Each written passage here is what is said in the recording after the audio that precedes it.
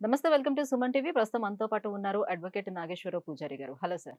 చాలా మంది ఏమనుకుంటారంటే పెళ్ళైన వెంటనే విడాకులు తీసుకునేదానికి అవకాశం ఉందా? లేదా? 1 ఇయర్ వరకు తీసుకోవడానికి అవకాశం ఉండదని చెప్తూ ఉంటారు. ఇది ఎంతవరకు కరెక్ట్ అంటారు? జనరల్‌గా హిందూ మ్యారేజ్ యాక్ట్‌లో ఏందంటే, డైవోర్స్ అప్లై చేయాలి అంటే పెళ్ళైన దగ్గర నుంచి 1 ఇయర్ తర్వాతనే అప్లై చేయాలనేది హిందూ మ్యారేజ్ యాక్ట్‌లో చెప్తారు జనరల్‌గా. పెళ్ళైన తర్వాత 1 ఇయర్ వెయిట్ చేసిన తర్వాత డైవోర్స్ అప్లై చేసుకోవాలి. అది ఏ హ్మ్. డైవోర్స్ అయినా కూడా. అది మ్యూచువల్ డైవోర్స్ అయినా, లేదా హ్మ్. కంటెస్టెడ్ డైవోర్స్ అయినా కూడా 1 ఇయర్ వెయిట్ చేయాలనేది జనరల్ రూల్ అది. హుహు. కానీ ఆ రూల్‌కి ఎగ్జంప్షన్ కూడా ఉంది. ఓకే. ఒకవేళ పెళ్ళైన తర్వాత ఒక 1 వీక్ గాని, 1 మంత్‌కి గాని, 10 డేస్‌కి గాని మనం డైవోర్స్ అప్లై చేసుకునే వెసులుబాటు ఉంది మనకు. హ్మ్. సో, 1 ఇయర్ అనేది ఎందుకు పెట్టారు అంటే ఏందంటే, ఒక ఇద్దరు వ్యక్తులు విభిన్న పరిస్థితులలో, విభిన్న కుటుంబాల నుంచి, తర్వాత రకరకాల అలవాట్లు, హ్యాబిట్సు, పెరిగిన పద్ధతులన్నీ డిఫరెంట్ ఉంటాయి గాబట్టి, పెళ్ళైన తర్వాత వాళ్ళు కలిసి జీవించాల్సిన పరిస్థితి ఏర్పడ్డప్పుడు, వాళ్ళు ఒకళ్ళకొకళ్ళు ఇమ్మీడియేట్‌లీ ఇమడకపోవచ్చు గాబట్టి, హ్మ్. వాళ్ళని ఒక 1 ఇయర్ వరకు అట్లా కలిపుంచితే, కాలక్రమేణా వాళ్ళు కలిసిపోతారు అనే కాన్సెప్ట్ మీద పెళ్ళైన తర్వాత 1 ఇయర్ 1 ఇయర్ వరకు వరకని టైమ్ డైవోర్స్ ఇచ్చారు. వద్దు అనేది హ్మ్. జనరల్ పెట్టారు. కానీ అది జనరల్ రూల్‌కి ఏంది అంటే మళ్ళీ ఎగ్జంప్షన్ గూడా ఇచ్చారు మనకు. హ్మ్. ఎగ్జంప్షన్ ఏమి ఇచ్చారు అంటే ఏందంటే, ప్రత్యేక పరిస్థితులు ఏమన్నా ఉంటే మీరు ఇమ్మీడియేట్‌లీ డైవోర్స్ అప్లై చేసుకోవచ్చు అనేది కూడా చెప్పారు. హ్మ్. దాంట్లో డైవోర్స్ ప్రత్యేక పరిస్థితులు అంటే ఏంది అంటే జనరల్‌గా హరాస్మెంట్ ఎక్కువ ఉండటం గానీ, క్రుయాలిటీ ఉండటం గానీ, కొంతమందికి తెలవకుండా అబద్ధాలు జెప్పి పెళ్ళిళ్ళు చేసినా, లేకపోతే మోసం చేసి పెళ్లి చేసినా కూడా డైవోర్స్ అప్లై చేసుకోవచ్చు. హుహు. ఎక్కువ శాతం ఏందంటే పెళ్ళైన తర్వాత వితిన్ ద 1 ఇయర్ లోపు ఎవరన్నా డైవోర్స్‌కి సంబంధించి అప్లై చేసుకోవాలంటే మళ్ళా మనకు వన్ మోర్ ఒక ప్రొవిజన్ ఉంది. దాన్ని అనల్మెంట్ ఆఫ్ మ్యారేజ్ అంటాం మనం. హ్మ్. అనల్మెంట్ ఆఫ్ మ్యారేజ్ అంటే ఏంది అంటే మొత్తానికి పెళ్ళిని రద్దు చేయమనంటాం. డైవోర్స్ అనేది వేరు. అనల్మెంట్ ఆఫ్ మ్యారేజ్ వేరు. అనల్మెంట్ ఆఫ్ మ్యారేజ్ అంటే ఏందంటే పెళ్ళిని రద్దు చేయమని అడగటం. అంటే పెళ్లి గవర్నమెంట్ చేత చెల్లదసలనమాట. గాని, చట్టం చేత గాని గుర్తించబడదన్నట్టు. అంటే వాళ్ళిద్దరికీ హ్మ్. పెళ్లి జరగనట్టు కింద పరిగణించండి అనేది అనల్మెంట్ ఆఫ్ మ్యారేజ్. అంటే అదెలాంటి కండిషన్‌లో ఇస్తుంటారు? అనల్మెంట్ ఆఫ్ మ్యారేజ్ అంటే ఏందంటే ఒక పెళ్లి జరిగినప్పుడు ఆ పెళ్లనేది మోసం చేసి గాని, అబద్ధం చెప్పి గాని, లేకపోతే ప్రలోభపెట్టి గాని, బెదిరించి గాని, తర్వాత ఏమన్నా డిసీజెస్ ఉంటే గాని, తర్వాత పెళ్ళికి ముందు ఏమైనా ఎఫైర్‌లు ఉంటే గాని, హ్మ్. ఇటువంటి కండిషన్స్‌లో మనం అనల్మెంట్ ఆఫ్ మ్యారేజ్ చేసుకోవచ్చు. హ్మ్. సో, అందరేందంటే ఈ డైవోర్స్ మీద అందరికి అవగాహన లేక ఏం చేస్తుర్రు అంటే ఏందంటే, పెళ్ళైన తర్వాత ఇటువంటి ఈ మోసాలు గాని, లేకపోతే భయపెట్టించి పెళ్లి చేసేటాలు గాని, బెదిరించి పెళ్లి చేసేటాలు జరిగినప్పుడు, రోగాలు దాచి పెళ్లి చేసినప్పుడు జరిగినప్పుడు చాలా మందికి అవగాహన లేక ఏం చేస్తారంటే, 1 ఇయర్ దాకా అంటే జనరల్ పబ్లిక్ ఏం చేస్తారంటే, ఎక్స్‌పర్ట్ అడ్వొకేట్‌ని సంప్రదించకుండా, ఓహో! పెళ్ళైన తర్వాత 1 ఇయర్ తర్వాత డైవోర్స్ అప్లై చేయాలంట కదా! అని చెప్పి, ఆ 1 ఇయర్ వరకు ఆగిపోతారు. వెయిట్ చేసి, ఆ 1 ఇయర్ తర్వాత డైవోర్స్ చేసుకుంటారు. హ్మ్. కానీ మనం చెప్పేదేందంటే, పెళ్లి అయిన తర్వాత హ్మ్. ఏదన్నా అబద్దాలాడి గాని, ఇంతకుముందు చెప్పినట్టు భయపెట్టి గాని, ఏమైనా రోగాలుంటే గాని, ఏమైనా ఎఫైర్స్ ఉంటే గాని, మనం ఇమ్మీడియేట్‌లీ అనల్మెంట్ ఆఫ్ మ్యారేజ్ చేసుకునే అధికారం మనకుంటది. హ్మ్. ఎవరికైతే అన్యాయం జరిగిందో వాళ్ళకు అనల్మెంట్ ఆఫ్ మ్యారేజ్ చేసుకునే అధికారం వాళ్ళకుంటది. కొన్ని సందర్భాల్లో ఇవన్నీ ఏముండవు. హ్మ్. క్రుయాలిటీ ఉంటది.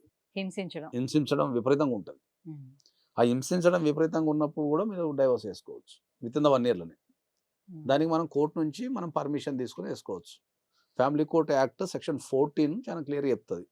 మీరు పెళ్లి చేసుకున్న తర్వాత మీరు ఆ అమ్మాయితోని అంటే హింసించడం అంటే భర్త మాత్రమే హింసించడం అనేది వస్తుందా? భర్త తరపు వాళ్ళు ఎవరైనా హింసిస్తున్నప్పటికీ కూడా ఆమె వేసుకోవడానికి అవకాశం ఉంటుందా ఎట్లా? ఇప్పుడు డైవోర్స్ అనేది ఆమె హ్మ్. ఏసుకోవచ్చు. అతడు అతడు గూడా ఏసుకోవచ్చు. వేసుకోవచ్చు. ఎవరికి ఇబ్బంది కలిగితే వాళ్ళు ఏసుకోవచ్చు. హ్మ్. హ్మ్. కాబట్టి ఇప్పుడు పెళ్లయిన తర్వాత మీరన్నట్టు భర్త హింసించినా, భర్త తరపున బంధువులు హింసించినా గూడా they can go for divorce. హ్మ్. సో, డైవోర్స్ అనేది కంపల్సరీ 1 ఇయర్ వరకు వెయిట్ జేయాల్సిన అవసరం ఏం లేదు. సో, ఏదైనా కారణం చేత వాళ్ళు అసల కంప్లీట్‌గా పెద్దవాళ్ళు చేసిన పెళ్ళిళ్ళు కొన్ని వాటిల్లో ఇష్టం లేక గూడా కొన్ని ఉంటాయి. సో, ఇష్టం లేని పెళ్లి చేసుకున్నా కూడా కొంతమంది ఇంక తప్పదు ఉండాలేమో అన్న రీతిలో ఉండిపోతూ ఉంటారు. ఇంకొంతమంది అసల వాళ్ళ మధ్యన ఎలాంటి సంబంధం ఉండదు. ఇంటర్ కోర్స్‌లో కూడా నేనసలు పార్టిసిపేట్ చేయట్లేదు ఆమె అనే కంప్లెయింట్స్ కూడా వస్తూ ఉంటాయి. అలాంటి సందర్భాల్లో కూడా వెంటనే తీసుకోవడానికి అవకాశం ఉంటుందా? డెఫినెట్‌లీ తీసుకోవచ్చు. ఎందుకంటే మీరు చెప్పిన దాంట్లో 2 అంశాలేందంటే, పెళ్లి అనేది బలవంతంగా జరిగితే, హ్మ్. ఎందుకంటే ఆ పెళ్లి చేసుకునే వ్యక్తికి ఎగెయిన్స్ట్ గనక పెళ్లి జరిగితే, వాళ్ళు ఆ పెళ్లి తర్వాత కలిసి ఉండలేని పరిస్థితి గనక ఉంటే, వాళ్ళు ఇమ్మీడియేట్‌లీ డైవోర్స్ అప్లై చేసుకోవచ్చు. రెండోది పెళ్ళైన తర్వాత ఏ కారణం చేతనైనా సరే భర్త గాని, భార్య గాని ఇంటర్ కోర్స్‌కి గనక సహకరించకపోతే ఐదర్ ఆఫ్ ద పార్టీ కూడా అప్లై చేసుకోవచ్చు. హ్మ్. అంటే హ్మ్. ఇవి ఈ మధ్య కాలంలో చాలా ఎక్కువొస్తున్న కేసెస్ కాబట్టి ఇద్దరు సైడ్ అప్లై చేసుకోవచ్చు. సో, నిజమే. నవేడేస్ ఏందంటే ఇప్పుడు జరుగుతున్న పెళ్ళిళ్ళలో అనల్మెంట్ ఆఫ్ మ్యారేజెసే ఎక్కువ జరుగుతున్నాయి. ఎందుకంటే మనకిప్పుడొచ్చే కేసులలో డైవర్స్‌కి చాలా తక్కువ మందొస్తున్నారు. హ్మ్. అనల్మెంట్ ఆఫ్ మ్యారేజ్ కేసెసే ఎక్కువొస్తున్నాయి. ఎందుకు అంటే ఇప్పుడు జరుగుతున్న మ్యారేజ్‌లలో ఎక్కువ శాతం మోసాలతోని కూడుకొని, లేకపోతే వాళ్ళకున్న డిసీజెస్ దాచి, లేకపోతే అబద్ధాలతోని పెళ్ళిళ్ళు చేసేస్తున్నారు చాలామంది. హ్మ్. అబద్ధాలంటే ఏందంటే జనరల్‌గా ఆస్తులకు సంబంధించి గానీ, జాబులకు సంబంధించి గానీ, కుటుంబ విషయాలు గానీ, ఇటువంటియన్నీ అబద్ధాలు జెప్పి పెళ్లి చేసుకుంటున్నారు గాబట్టి, అట్లా ఒకటి మనం అనల్మెంట్ ఆఫ్ మ్యారేజ్ చేసుకోవచ్చు. రెండోది డిసీజెస్‌కి సంబంధించిందేంటంటే వాళ్ళకి ఏదో ఒక డిసీజ్ ఉంటది కంపల్సరీ. అది సైకలాజికల్ డిసీజ్ గావచ్చు, లేదా ఫిజికల్ డిసీజ్ గావచ్చు. ఏదైనా ఉంటది. డిసీజెస్ ఉంటాయి. ఈ డిసీజెస్ ఉన్నప్పుడు గూడా ఏందంటే చాలా మంది దాచిపెట్టి పెళ్లి చేసుకుంటారు. హ్మ్. దొంగతనంగా టాబ్లెట్‌లేసుకోవడం, ఆహ్, వీళ్ళకి తెలవకుండా డాక్టర్ దగ్గరికి పోవటం. కొన్ని సందర్భాలలో వీళ్ళు ఏదైనా కారణం వల్ల డాక్టర్ దగ్గరికి తీసుకెళ్ళినా వాళ్ళు రాకపోవటం గూడా ఉంటాయి కొన్ని సందర్భాల్లో. వీళ్ళకేమైనా హ్మ్. డౌటొచ్చి హ్మ్. డాక్టర్ దగ్గరికి వెళ్దామన్నా గూడా వీళ్ళు రారు. సో, ఇట్లాంటి సందర్భాలలో గూడా వాళ్ళకి ఆ రోగాలకు సంబంధించి ఉంటాయి గాబట్టి ఆహ్, మనకు డైవోర్స్ తీసుకునే అవకాశం ఉంటది. ప్రధానంగా ఏందంటే కోర్షన్. కోర్షన్ అంటే ఏంది అంటే బలవంతంగా పెళ్లి చేయడం. హ్మ్. వాళ్ళ ఇష్టానికి వ్యతిరేకంగా ఏందంటే, ఈ తల్లిదండ్రులు ఎక్కువ ఈ కోర్షన్ అనేది అమ్మాయిల విషయంలో జరుగుతుంటది ఎక్కువ.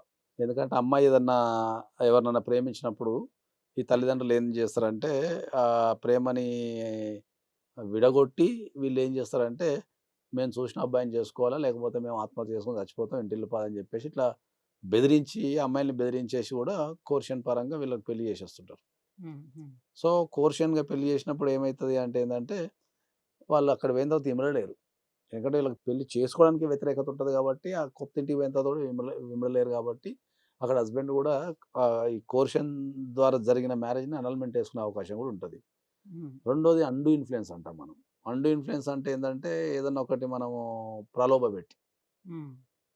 ఇప్పుడు నువ్వు పెళ్లి చేసుకుంటే నేను అమెరికా తీసుకెళ్తాను, లేదా పెళ్లి చేసుకుంటే ఇంకేదన్నా ఇస్తా అని ప్రలోభపెడతారన్నట్టు. హ్మ్. లేకపోతే పెళ్లి చేసుకుంటే జాబ్ ఇప్పిస్తాను. లేకపోతే ఏదో ప్రలోభం దానికి అంతే. పెళ్లి హ్మ్. చేసుకోవడానికి ఏందంటే ప్రలోభపెట్టి పెళ్లి చేసుకుంటారు. మనకు అండూ ఇన్‌ఫ్లుయెన్స్ కిందకొస్తది.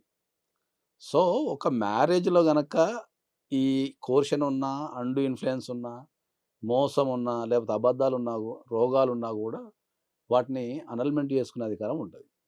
సో, హ్మ్. ఈ పెళ్లిని మీ అందరు జనరల్ అడగొచ్చు. అంటే ఇప్పుడు మైనారిటీ పిల్లల్ని కూడా వాళ్ళ పేరెంట్స్ ఇచ్చి పెళ్లి చేయడం అనేది జరుగుతూ ఉంది కదా! ఐ మీన్ 18 ఇయర్స్ బిలో ఉండే వాళ్ళని కూడా చేస్తున్నారు.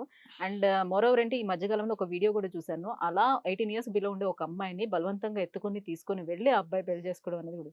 ఇలాంటి సందర్భాల్లో కూడా వాళ్ళు అసలు ఆ పెళ్లిని రద్దు చేసే అవకాశం ఉంటుందా? ఇంతకుముందు మీరు చెప్పిన డెఫినెట్‌లీ మెథడ్? ఉంటది. అసలు మైనర్‌తోని పెళ్ళే ఇన్‌వాలిడ్ అది. హ్మ్. మైనర్‌తోని పెళ్లి ఇన్‌వాలిడ్ పెళ్లది. సో, దానికి పెద్ద మైనర్ అని నిరూపించుకుంటే పెళ్లి డిఫాల్ట్‌గా రద్దయిపోతది. రెండోది ఎవరైతే మైనర్ మ్యారేజ్ చేసిన వాళ్ళని, చేసుకున్న వాళ్ళని కూడా జైల్‌లో ఏసే అవకాశం ఉంటది. ఒక న్యూస్ వచ్చిందనమాట. ఆ అమ్మాయి వాళ్ళ సర్స్‌ని బతిమలాడుకుంటుంది. 10థ్ క్లాస్ ఇప్పుడు నేను ఫెయిల్ అయ్యానంటే నన్ను పాస్ చేయండి సార్ ఎలా అయినా సరే నేను ఫెయిల్ అయ్యానంటే నాకు పెళ్లి చేస్తారు మా నాన్నలు అని బతిమలాడుకుంటూ ఉందనమాట. అంటే అమ్మాయిలకి అంతగా ఇబ్బంది అంటే ఇప్పుడు చదువు ఇది కాకపోతే ఇంక తర్వాత పెళ్ళేనా అన్నట్టు. సో, దాని నుంచి ఏ రకంగా బయటపడాలంటారు? వాళ్ళకి స్వేచ్ఛగా వెళ్లి వెళ్లి కేసేసుకోవడానికి అవకాశం ఉంటుందా? వాళ్ళు నియరెస్ట్ పోలీస్ స్టేషన్‌కెళ్ళి కంప్లెయింట్ ఇచ్చుకోవచ్చు. ఎవరికైనా సరే వాళ్ళ అభిష్టానికి వ్యతిరేకంగా పెళ్లి జరుగుతున్నప్పుడు వాళ్ళకొక సర్టెయిన్ ఏజ్ అంటే యాస్ పర్ దట్ రూల్ ప్రకారం 18 ఇయర్స్ ఆర్ అబోవ్ ఉండి, ఏజ్ అబోవ్ ఉండి వాళ్ళ అయిష్టానికి వ్యతిరేకంగా పెళ్లి ఎవరైనా చేస్తుంటే వాళ్ళు దగ్గరలో ఉన్న పోలీస్ స్టేషన్‌కెళ్ళి కంప్లెయింట్ ఇచ్చుకుంటే వాళ్ళ మీద చర్య తీసుకునే అధికారం డెఫినెట్‌లీ ఉంటది. హ్మ్. ఇంకా ఎవరన్నా 16 ఇయర్స్ అంటే మైనర్ కింద ఉండి పెళ్లి చేసుకుంటే అది డిఫాల్ట్ కేస్ తీసుకుంటారు కాబట్టి ఆ పెళ్లి ఆపేస్తారు. ఇది ప్రధానంగా సరే ఏందంటే ఇది మనకు 18 ఇయర్స్ నుంచి 16 ఇయర్స్‌కి ఇప్పుడు తగ్గించే ఇది ప్రతిపాదన యోచనలో ఉంది అని ఉన్నారు. అంటున్నారు. కానీ ఎవరు ఒప్పుకోవడం లేదు. మేజర్ అనే ఏజ్‌ని తగ్గించాలనేది. ఎందుకంటే ఇప్పుడున్న జనరేషన్ చాలా ఫాస్ట్ ఉంది కాబట్టి తగ్గించాలనే దాని మీద ప్రతిపాదనలున్నాయి గానీ ఇంకా అది ఇంకా అమలు కాలేదు. ఓకే. కాబట్టి ఈ 16 ఇయర్స్ అంటే ఈ మైనర్‌లు పెళ్లి చేసుకున్నా కూడా డిఫాల్ట్‌గా రద్దయిపోతుంది. Right. Thank you so much sir. Annulment of marriage అంటే ఏంటి? ఎవరికి ఇది బెనిఫిట్‌గా ఉంటుందనే విషయాన్ని తెలియజేసినందుకు థాంక్ యూ సో మచ్.